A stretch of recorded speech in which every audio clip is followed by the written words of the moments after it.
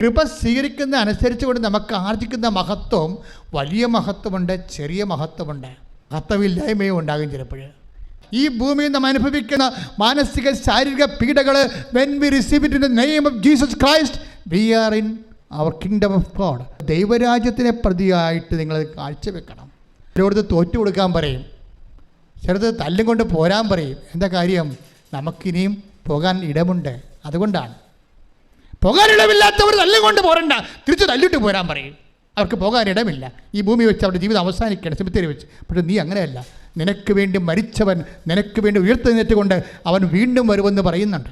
നിന്റെ സഹോദരന് വേണ്ടി, അമ്മയ്ക്ക് വേണ്ടി, അപ്പന് വേണ്ടി, അയൽവാസിക്ക് വേണ്ടി, നിന്റെ ശത്രുവിന് വേണ്ടി പോലും എന്തെങ്കിലും കൂടി നിന്റെ കയ്യിൽ ചിലവാകണമെങ്കിൽ എൻ്റെ ദൈവവേദനെ അത് സൗജന്യമല്ല.